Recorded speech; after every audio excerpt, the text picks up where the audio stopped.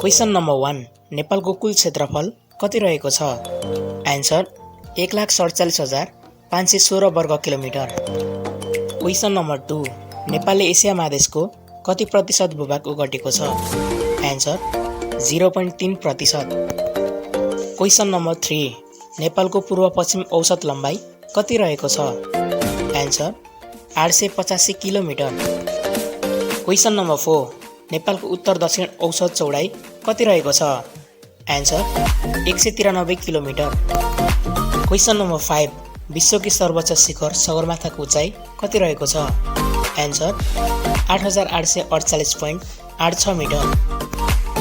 Question number 6 dolphin पाइने नेपालको एकमात्र नदी कुन हो? Answer Karnali. Question number 7 Shey Phoksundo ताल कुन आकारको रहेको छ? आन्सर वाइ आकारको। क्वेशन नम्बर 8 मनासलु हिमाल नेपालको कुन जिल्लामा रहेको छ? आन्सर गोर्खा। क्वेशन नम्बर 9 रारातालको क्षेत्रफल कति रहेको छ? Answer 11 kilometre. क्वेशन नम्बर 10 राराताल कति उचाइमा अवस्थित छ? Answer 3200 metre. क्वेशन नम्बर 11 नेपालमा हाल कतिवटा जिल्ला रहेको छ? आन्सर 77। क्वेशन नम्बर 12 नेपालको प्रामाणिक समय कुन हिमाललाई आधार मानेर निर्धारण गरिएको छ? आन्सर गौरीशङ्कर। क्वेशन नम्बर 13 नेपालमा कति प्रकारको स्तनधारी जनावर पाइन्छ? आन्सर 181। क्वेशन नम्बर 14 फेवाताल कुन जिल्लामा रहेको छ? Answer Kaski. Question number 15 Kanchenjunga हिमाल नेपालको कुन जिल्लामा पर्दछ? आन्सर ताप्लेजुङ।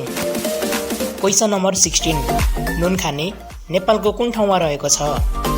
आन्सर मुस्ताङको थाक खोला। क्वेशन नम्बर 17 संसारकै सबैभन्दा सानो चरा कुन हो? Answer B hummingbird. Question number 18 नेपालको एकमात्र शिकार आरक्ष कुन हो? Answer Dhorpatan. Question number 19 Charkose Jhadi कुन राष्ट्रिय निकुञ्जमा पर्दछ? आन्सर चितवन राष्ट्रिय निकुञ्ज। क्वेशन नम्बर 20 नेपालको सबैभन्दा ठुलो गुफा कुन हो? आन्सर सिद्ध गुफा। क्वेशन नम्बर 21 नेपालको चेरापुञ्जी भनेर कुन ठाउँलाई चिनिन्छ? आन्सर पोखरा। क्वेशन नम्बर 22 सेतो बादलको भूमि भनेर कुन देशलाई चिनिन्छ? Answer New Zealand. तपाईलाई हाम्रो क्वेशन सेट कस्तो लाग्यो? कृपया कमेन्ट गर्न नबिर्सनुहोला। साथै हाम्रो भिडियो लाइक शेयर गर्दै च्यानलमा नयाँ हुनुहुन्छ भने च्यानललाई सब्स्क्राइब गर्न पनि नबिर्सनुहोला। Thank you.